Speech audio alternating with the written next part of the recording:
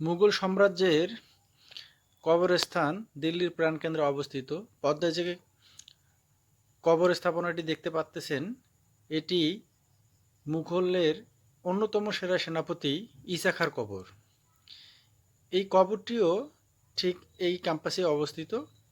অষ্টভুজাকৃতির এই কবরের ভিতরে ঈসা খাঁ সহ তার পরিবারের মোট ৬ জনের কবর আছে।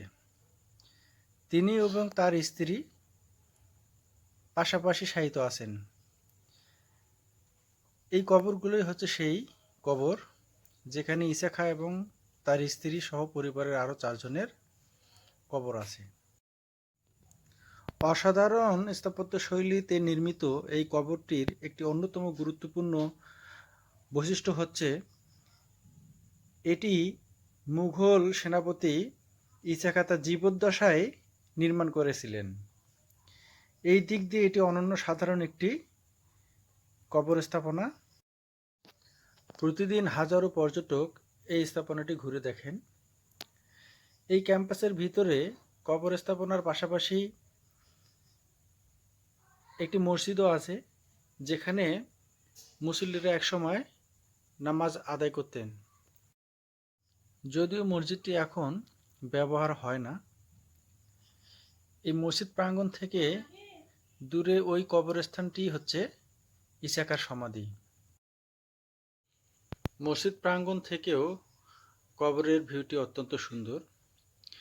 এই হচ্ছে বর্তমান অবস্থা মসজিদের ভিতরের, যা একসময় পরিপূর্ণ ছিল মুসল্লিদের ইবাদতখানা হিসাবে। বর্তমানে তা শূন্য খাঁ করতেছে। আমরা জানি মুঘল সাম্রাজ্যের অন্যতম সেরা সম্রাট হচ্ছেন সম্রাট হুমায়ুন। সম্রাট হুমায়ুনেরও কবরস্থান এখানেই। এটি হচ্ছে সেই হুমায়ুন ডোম বা হুমায়ুনের সমাধির রেপ্লিকা। পদ্মায় যে কবরটি বা কবরস্থানটি আমরা দেখতে পাচ্ছি, সেটি হচ্ছে বিখ্যাত সম্রাট হুমায়ুনের সমাধি। অনন্য সুন্দর এই সমাধিটি দেখলেই মন ভরে যায়। তাই তো সম্রাট শাহজাহান এই কবর স্থাপনাটি দেখেই তার সেই বিখ্যাত তাজমহল নির্মাণের অনুপ্রেরণা পেয়েছিলেন। বলা হয়ে থাকে সম্রাট হুমায়ুনের কবর এবং তাজমহল এই দুটির মধ্যে শুধু দুটিই পার্থক্য, একটি হচ্ছে কালার আর অন্যটি হচ্ছে পিলার। সম্রাট হুমায়ুনের সমাধির কালারটি হচ্ছে খয়েরি রঙের, আর আমরা জানি বিখ্যাত তাজমহলের কালার হচ্ছে সাদা।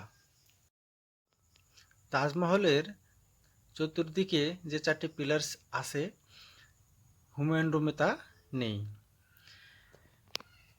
হুমায়ুন ডোম সম্পর্কে আরও বিস্তারিত ভিডিও থাকবে আমার পরবর্তী ভিডিওতে। আশা করি আপনারা দেখবেন। অত্যন্ত সুন্দর এই দুই কবরস্থান আমাদেরকে আশ্চর্যান্বিত করে। সবাই ভালো থাকবেন, সুন্দর থাকবেন। পরবর্তীতে আরও ভিডিও দেখার আমন্ত্রণ জানিয়ে আজকে এখানে শেষ করছি। আল্লাহ হাফেজ।